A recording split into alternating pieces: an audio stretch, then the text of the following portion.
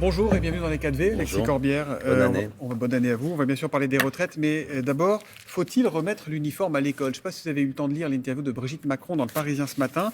Elle se dit pour le port de l'uniforme à l'école, mais avec une tenue simple et pas tristoune. Ça gomme les différences, on gagne du temps et de l'argent. Est-ce que vous y êtes favorable?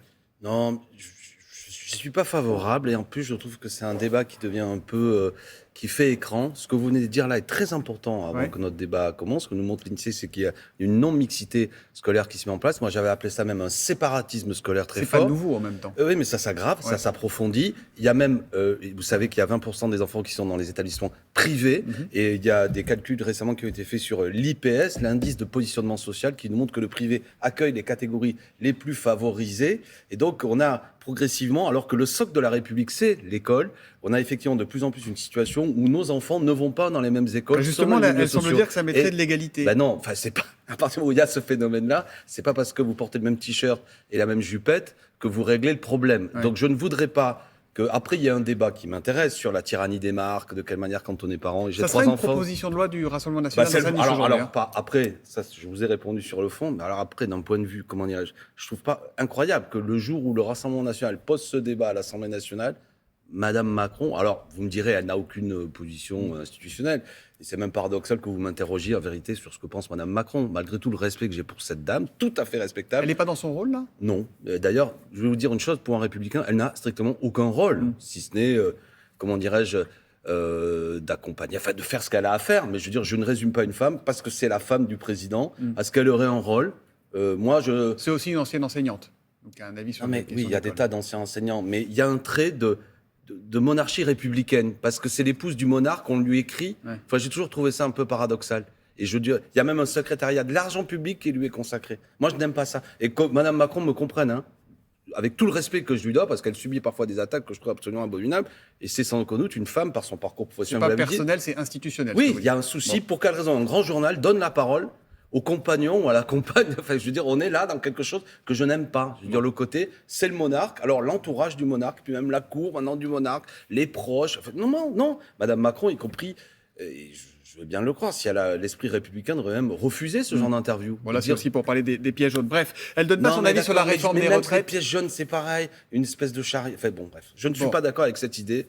Et sur le fond, j'ai répondu, oui, l'école, l'égalité de tous, ça commence pas par le costume, ça commence par le fait qu'il faut avoir des politiques publiques qui arrêtent ce séparatisme scolaire, qui fait que l'école publique reste le socle de la République. Donc, publique, sociale, laïque, gratuite, pas vraiment gratuite aujourd'hui l'école. Bref, donc la tenue est assez secondaire. La réforme des retraites, est-ce que pour vous, tout est à jeter?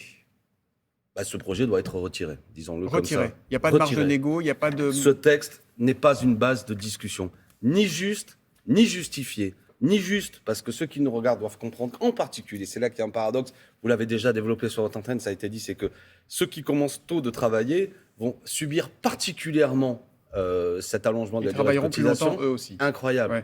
C'est-à-dire que... Il y a quand même des gestes sur la pénibilité, sur les carrières longues, sur les retraites minimum à 1 200 €, 85% du SMIC, c'est pas rien ça. Oui, mais pour quelle raison, comment dirais-je, si je vous annonce que je vais vous frapper, dois-je accompagner ça qu'avant de vous frapper, je vais vous caresser telle ou telle partie du corps? Je préfère éviter que vous me frappiez, en l'occurrence. J'entends bien. Si vous vous contentez de répondre à mes questions, ça ira. De me dire, certes, vous allez me masser après m'avoir frappé. Ce que je veux dire par là, par une image qui vaut ce qu'elle vaut de bon matin, c'est que... Pardon, mais ceux qui vont avoir 200 € plus sur les retraites, ils sont bien contents de les avoir. Les 1200.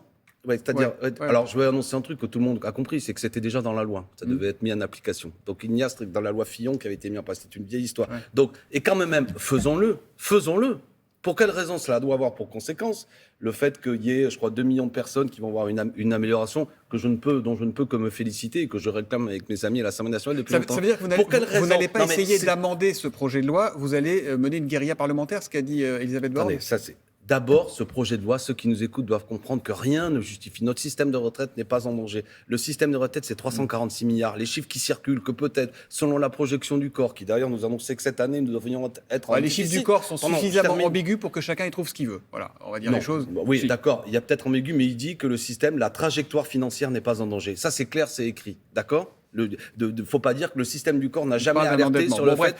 Non, mais c'est un sujet. Là, je vous Est-ce que prends au vous défi. allez mener une guérilla parlementaire? Alors, Comment ça va se passer à l'Assemblée? Alors d'abord, il y a un contexte dans lequel il va y avoir la bataille parlementaire, c'est-à-dire des amendements, effectivement. Et vous allez avec la déposer NUPES. 1000 amendements par député? Il y aura un nombre significatif d'amendements et effectivement, nous allons faire en sorte que le débat parlementaire n'aille pas rapidement. Mais je vais répondre à Donc ça. vous ferez de l'anti-jeu?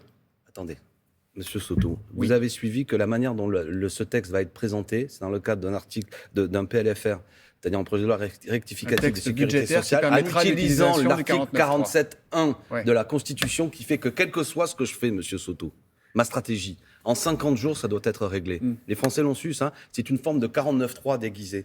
C'est incroyable, c'est un véhicule, c'est un article de la Constitution qui est quasiment jamais utilisé. C'est-à-dire qu'il va y avoir un débat à l'Assemblée nationale, même si le débat n'est pas terminé au bout d'un Il y a certain une date nombre de limite, jours. voilà. Il y a À une date l'Assemblée, limite, c'est 20 ça part jours, en au Sénat, l'occurrence. Ouais. mais même si c'est pas adopté au Sénat, Ouais. ça revient et par ensuite le gouvernement pourra l'appliquer par ordonnance. Ce que je veux vous dire, puisqu'on l'a développé un peu, ni juste ni justifié, mais en plus de façon antidémocratique, ce débat va avoir lieu. C'est-à-dire que même la représentation nationale, tout le monde dit qu'il y a un accord avec LR pour trouver une majorité, mais ce qu'ils vont utiliser, l'article 47.1 de la Constitution, permet que même s'il n'y a pas de majorité, ils vont quand même avancer. Moi, je dis aux Français, quelque chose que vous n'avez pas réclamé, quelque chose qui n'est pas juste du point de vue social, qui va frapper en particulier les catégories populaires, même si les cadres qui nous regardent doivent comprendre qu'eux aussi vont subir les choses, qui n'est pas justifié sur le plan économique, qui n'est pas démocratique, il y a quelque chose qui amène à dire que ce texte doit être retiré. Parce que vous et moi, on vit depuis quelques mois en voyant bien que l'inflation est là, les difficultés. Ce texte vient rajouter un élément de tension sociale dans un moment où on voit beaucoup d'inégalités, des profits qui sont accumulés et pas un partage très juste. C'est que cette bataille va se jouer aussi dans la rue. Écoutez ce qu'en disait, avant ce premier appel à manifester du 19 janvier prochain de tous les syndicats, ce qu'en disait le porte-parole du gouvernement hier chez nos confrères de France Info. Ça ne me fait pas peur. Et les dernières fois où il y a eu un front uni des syndicats dans notre pays, c'était lorsqu'il a fallu réformer les retraites. Voilà, ça ne fait pas peur, le gouvernement droit dans ses bottes? Oui, le même qui disait ça, il a dû rejeter ce texte, c'était Alain Juppé. Non mais que M. Véran ait peur, pas peur, ça importe peu, vous savez. C'est quoi l'objectif? C'est le blocage du pays ou pas? Attendez, d'abord, bravo aux organisations syndicales. Merci M. Berger, merci M. Martinez, merci M. Souillot, tous les grands dirigeants des confédérations syndicales, c'est pas arrivé depuis 12 ans, qui se mettent d'accord et qui nous invitent à manifester et à faire grève. Le 19, ceux qui nous regardaient, les amis, venez dans la rue, ça fait partie de la démocratie sociale. Aujourd'hui, il y a une utilisation parfois pour dire quasiment, vous voulez bloquer le pays, on est quasiment devenu un terroriste quand tout simplement on veut mettre en application le droit de grève et le droit de manifester. J'ai dit tout à l'heure que sur le plan démocratique, ça ne va pas. Et Emmanuel Macron, je l'affirme à ce micro, n'a pas été élu au second tour pour faire ça, il a été élu dans un rejet. C'était dans le programme présidentiel, c'est dans le programme des législatives. Monsieur Soto, je veux terminer justement le fait que cet argument, je l'ai entendu 1000 fois, mais au second tour, il a été élu essentiellement dans un rejet de Madame Le Pen, ce qui est heureux. Et au soir du second tour, il a même dit qu'il sait que les gens n'ont pas voté pour lui pour son programme. Ensuite, aux législatives, merci de me tendre la perche, il est minoritaire pour la première fois. C'est bien la preuve que il a une majorité relative. Voilà. Mais ça ne veut rien dire une majorité relative. Ça veut dire si, qu'il est minoritaire. Il n'a pas 289 députés. D'accord, tout seul, donc il merci. pas... Donc il est minoritaire. C'est marrant parce que en général, pardon, je vous fais pas injure, mais les macronistes répondent toujours il a une majorité relative. Ben moi en mathématiques, quand vous n'avez pas la majorité, vous êtes minoritaire. Ouais. Ils ne sont pas majoritaires à l'Assemblée. D'où l'utilisation de l'article 40. Ni macroniste, ni LFI, ni Le Peniste, ni rien. Je vous pose des questions. Mais ce vocabulaire n'a rien de naturel, cher Monsieur Soto. Non, ça n'existe pas une majorité relative. Vous prenez un ensemble de patates, vous voyez, le plus gros ensemble, c'est le plus grand nombre, c'est celui qui a la majorité relative. Et les patates, on va les éplucher ensemble, mais je vous dis que quand vous utilisez l'article 47.1 de la Constitution, qui fait que même si vous n'avez pas une majorité à l'Assemblée, vous appliquez quand même un texte, c'est la démonstration que même l'Assemblée nationale n'est pas respectée. 10 fois utilisation d'un article 49.3. Donc, texte budgétaire. Et puisqu'on prenait des exemples historiques, c'était pour illustrer seulement que c'est la première fois en 5e République qu'un président qui vient d'être élu est immédiatement battu à l'Assemblée nationale. Donc ça montre qu'il n'y a pas d'adhésion à son programme. 70% des Français disent contre. Le 19, on manifeste. Il y a aussi la date du 21. Oui, c'est votre manif à vous.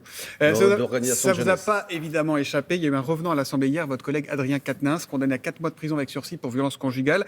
Il a fait son retour en douce en commission au Palais Bourbon. Est-il à sa place ? Premièrement, je regrette de devoir en parler parce que vous voyez, la réforme des retraites est importante. Moi, j'ai dit que sur le cas Quatennens, je me suis déjà exprimé clairement. Il y a une sanction judiciaire, elle est justifiée. Il y a une sanction politique qui est faite plus par tenant de groupe. Et moi, je trouve que c'est une perte de temps maintenant. Non, c'est pas une perte de temps. Si, c'est une perte de temps de devoir, le jour de la réforme des retraites, de parler. C'est un élu, c'est un député. Est-ce qu'il est à sa place? Est-ce que c'est un collègue, c'est un ami, c'est un problème? C'est qui Adrien Quatennens pour vous? C'est un député qui a été un des principaux dirigeants de la France Insoumise, qui, suite à ce qu'on sait, à des choses qui sont condamnables, a été condamné par la justice. Le groupe auquel je participe, après avoir discussion, l'a suspendu jusqu'au 13 avril. Et après, actuellement, hier, ce qu'il fait... attendez, je faudra termine, qu'il je termine. revienne. Attendez, je Non, devrais non, répondre. non, parce que là, vous occupez Ah bah, le terrain. Non, si, vous pouvez Ah bon, répondre. là, vous j'occupe occupez le terrain. Oui. Non, Est-ce c'est que- vous qui occupez le terrain. Vous ne On va répondez faire pas à mes travailler des millions questions. de Français plus longtemps. Vous me parlez de quelque chose Non, dont mais je là, l'ai déjà oui, dit. ouais. Je souhaite ne pas vouloir en parler et je regrette. Est-ce qu'il doit Et revenir dans le groupe LFI? Attendez, jusqu'au 13 avril, il Après- est suspendu après et après, 13 il y aura avril. une clause de revoyure qui ferait qu'on en discutera de tout ça. Et quelle est votre conviction? Moi, je savais, et j'ai pris position publiquement pour qu'il y ait des débats plus significatifs au sein de mon Ouais. groupe et de mon mouvement. Donc la discussion elle aura lieu avec les députés, sans aucun doute. Et en fonction des actes Ouais. de M. Quatennens, on verra si, après le 13 avril, il réintègre le groupe. Ça me semble assez justifié. Mais je le dis sans manœuvre, le prenez pas pour vous. Mais tout ce qui fait écran, et c'est un reproche, C'est y pas un compris... écran, l'actualité est riche. Attendez, On aurait- je peux terminer on aurait ma pu- phrase. Non, parce que vous soupçonnez de ne pas vouloir traiter du sujet des retraites. Vous m'avez dit que j'étais macroniste, vous m'avez dit que vous Non, vouliez me mais je taper, vous ai machin. jamais dit que c'était Là- macroniste, je vous Non, ai non. dit que j'entends. Donc, Non, et à un bah, moment, il y a le plusieurs prenez questions. On aurait pu parler des OQTF aussi, vous voyez, bah, ça m'intéresse qui concerne le jeune Libyen D'accord. qui a poignardé des gens en gare du Nord hier. Ouais, ouais. Voilà, et du projet asile et immigration. On n'a plus le temps, donc il faudra revenir. Voilà. Vous voyez, donc ce que je voulais dire, c'est que j'invite, et si Adrien Quatennens m'écoute, rien qui fasse diversion et qui fait que quand des gens comme moi sont invités, on parle d'autre chose que ce qui est principal. Le 19, il faut aller manifester, il y a Oui, le 21. d'accord. Non, mais c'est pas une astuce. Vous aurez compris que c'est une manière de répondre au sujet que vous m'avez posé. Oui, C'est bien que sûr, mais j'en ai les Français marre. aiment bien savoir qui les représente et pour qui ils votent, et si cette personne a encore sa place à l'Assemblée, vous ne voulez pas répondre. Merci beaucoup. Sur quoi j'ai pas répondu Bah, sur Adrien Quatennens, vous ne m'avez pas répondu. Je lui dis qu'il est suspendu de mon groupe. Allez, Et on enchaîne parce qu'on est très en retard. Merci Vous beaucoup. reviendrez.